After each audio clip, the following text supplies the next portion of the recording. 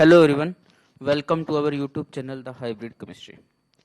आज की जो हमारी वीडियो है वो है एचपीएससी असिस्टेंट प्रोफेसर की जो लेटेस्ट अपडेट थी जो कल आई थी, उसी नोटिस के बारे में आप इस वीडियो के अंदर डिस्कस करने जा रहे हैं। क्योंकि जो हमने वीडियो डाली थी उसके अंदर बहुत सारे कमेंट आए जिनको पढ़ने के बाद लगा कि कुछ लोगों को काफी ज्यादा कंफ्यूजन हो रहा है कि इस नोटिस का मीनिंग क्या है या उनकी इंटरप्रिटेशन गलत हो रही है नोटिस की। तो बस हम उसी के बारे में डिस्कस करेंगे इसके अंदर कि उस नोटिस के अंदर क्या लिखा हुआ है और हमें आगे क्या करना है। कंप्लीट डिस्कशन रहेगी इस वीडियो के अंदर, ठीक है। अगर ये वीडियो आपको अच्छी लगती है तो लाइक शेयर सब्सक्राइब करना ना भूले, और ये नोटिस का जो मीनिंग मैं बताने जा रहा हूं ताकि सब लोगों के पास पहुंच सके, इसलिए ज्यादा से ज्यादा इसको शेयर करें। हमसे कांटेक्ट करने, अगर फिर भी आपकी कोई क्वेरी रह जाती है आप हमसे इस ईमेल आईडी के थ्रू कांटेक्ट कर सकते हो। ये हमारी ईमेल आईडी है, ये हमारा टेलीग्राम चैनल है और ये हमारा इंस्टाग्राम हैंडल है। किसी भी तरीके से आप हमसे जुड़ सकते हो। टेलीग्राम के थ्रू आप हमसे कांटेक्ट कभी भी कर सकते हो, किसी भी टाइम। चलिए तो अब शुरू करते हैं वीडियो को और उस नोटिस को हम निकाल लेते हैं और उस नोटिस के बारे में डिस्कस करते हैं। सबसे पहले ये जो नोटिस आया है ये किसके लिए है? ये सभी सब्जेक्ट्स के लिए है। सभी सब्जेक्ट यानी कि असिस्टेंट प्रोफेसर की जो वैकेंसी थी, सारे के सारे सब्जेक्ट 42 से लेकर 67, 24 सभी के लिए एप्लीकेबल है। पहली चीज तो ये क्लियर होगी आप लोगों को, ठीक है। अब दूसरी बात, इस नोटिस का लेना देना किससे है? इस नोटिस का लेना देना है, पहली चीज है रिजर्व कैटेगरी कैंडिडेट के साथ है और दूसरा है अदर स्टेट कैंडिडेट के साथ। क्लियर? दो लोगों से इसका लेना देना है। रिजर्व कैटेगरी के अंदर कौन आ गया? ओएससी, डीएससी, ईडब्ल्यूएस यानी एससी वाली दोनों कैटेगरी आ गई, बीसी वाली दोनों कैटेगरी आ गई और ईडब्ल्यूएस आ गया, ठीक है। यानी कि 5 कैटेगरी से इसका लेना देना ये हो गया। और छठे क्या आ गए? अदर स्टेट वाले बच्चे आ गए। क्लियर? अदर स्टेट वाले बच्चे आ गए, उनसे इसका लेना देना है। अब तीसरी चीज, अदर स्टेट वालों को के लिए तो सभी के लिए एप्लीकेबल हो गए नोटिस। अब इनमें से उन बच्चों को पे एप्लीकेबल होगा जब वो जनरल की मेरिट लिस्ट बनाते हैं, यानी अनरिजर्व जो सीट्स होंगी उसके लिए जब वो मेरिट लिस्ट बनाएंगे और उस मेरिट लिस्ट के अंदर जो भी अनरिजर्व वाले जंप करेंगे यानी कि क्वालिफाइंग जोन में आएंगे अनरिजर्व कैटेगरी के ऑन देयर ओन मेरिट, उन पे एप्लीकेबल होगा ये, ठीक है। यानी जब मेरिट लिस्ट बनाई 1 से 100 तक, इसके अंदर 20 बच्चे रिजर्व कैटेगरी से आ गए तो उन 20 बच्चे और मान लो 10 बच्चे अदर स्टेट के आ गए, उन 10 बच्चों पर ये एप्लीकेबल है, ठीक है। बाकी तो बाहर ही हो गए जनरल कैटेगरी से, वो तो अपनी अपनी कैटेगरी में रहेंगे, ठीक है। ये उन्हीं बच्चों के लिए है। ये नोटिस किस लिए है? ताकि उनको क्या करना है, अपनी जो अनरिजर्व कैटेगरी में आ रहे हैं यूआर कैटेगरी के अंदर, उसमें अपनी एलिजिबिलिटी को प्रूफ करना है, ठीक है। एलिजिबिलिटी को प्रूफ करना है यानी कि जो एचपीएससी ने सेट किया है कि भाई अगर आप अनरिजर्व कैटेगरी के अंदर सीट्स क्लेम करना चाहते हो तो आपको उस सीट के लिए जो एलिजिबिलिटी है वो प्रूफ करनी पड़ेगी।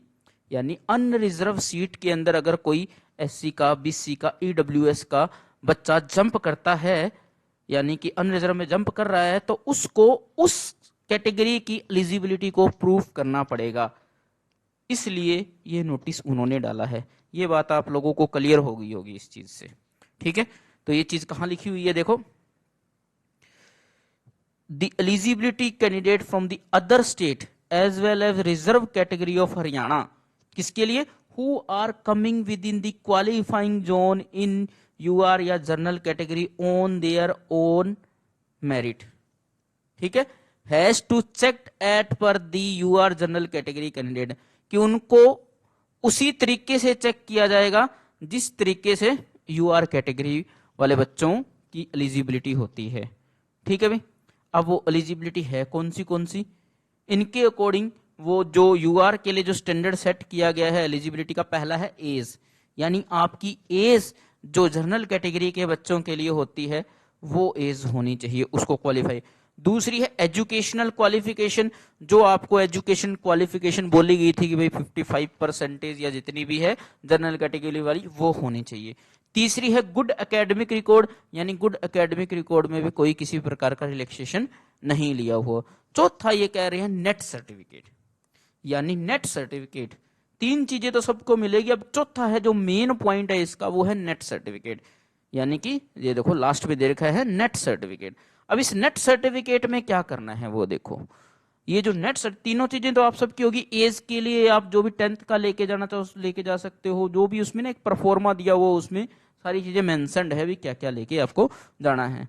अब नेट सर्टिफिकेट की बात कर लेते हैं, तो नेट सर्टिफिकेट में आपको क्या करना है, जो नेट वेरिफिकेशन में नेट का सर्टिफिकेट हो गया, उसका स्कोर कार्ड हो गया, और कट ऑफ प्रूफ, यानी कि आपने चाहे नेट किसी भी कैटेगरी के अंदर दिया हो, चाहे एससी में दिया हो, चाहे ओबीसी में दिया हो, चाहे जनरल में दिया हो, कोई चाहे ईडब्ल्यूएस में दिया हो, आपको वो सर्टिफिकेट तो हो गया, उसका स्कोर कार्ड। फॉर एग्जांपल आपने किसी भी कैटेगरी में अप्लाई कर दिया, कैटेगरी में अप्लाई करने से इसका कोई रिलेशन नहीं है, कैटेगरी में किसी में भी अप्लाई किया हो। फॉर एग्जांपल आपके आए 90 मार्क्स, ठीक है भी, और उस टाइम जर्नल की कट ऑफ रही है 89,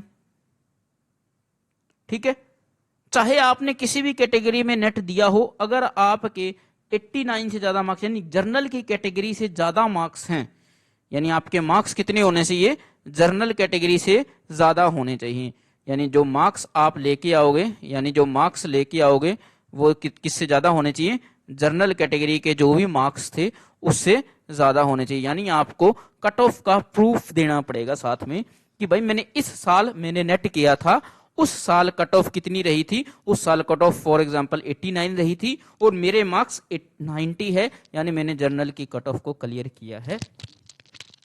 तो ये चीज वो मांग रहे हैं, यानी कि वो क्या कह रहे हैं, जैसे जर्नल की सीट्स अगर आपको लेनी है तो यूआर कैटेगरी में आपके मार्क्स जो हैं शुड बी इक्वल या ग्रेटर देन जनरल कैटेगरी, यानी या तो आपके 89 मार्क्स हो या 89 से ज्यादा कितने भी हो, वो सब एलिजिबल आप माने जाओगे।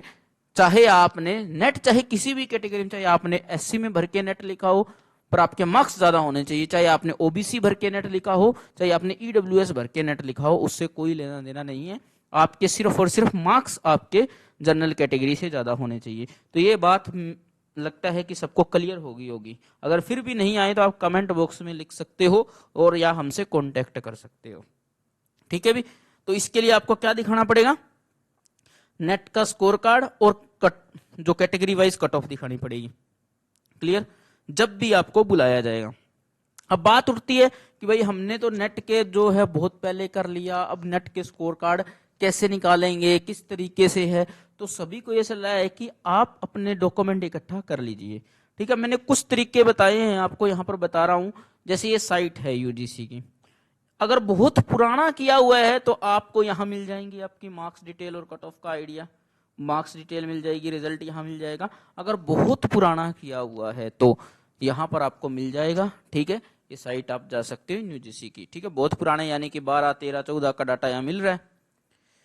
और अगर इससे थोड़ा सा ये देखो, ये इसके अंदर डाटा मिल रहा है आपको 18 का, 17 का, देखो यहाँ लिख रखा है ना, जून का है, मार्क स्टेटमेंट है, प्रॉब्लम कट ऑफ भी दे रखी है, मार्क स्टेटमेंट कट ऑफ, ये सारी चीजें पुराने के जो मिल जाएंगे आपको, ठीक है, यहां मिल जाएंगे आपको देखने के लिए। और एक और साइट ये वाली साइट है, आप इसमें जाके देख सकते हो। आर्काइव सेक्शन में अगर आप जाओगे तो यहां आपको देखने को मिलेंगे 24 से 24 वाले तो सबके पास होंगे ही होंगे, 23, 22, 23 मतलब लेटेस्ट जो जिसने किए हुए हैं वो सब मिल जाएंगे।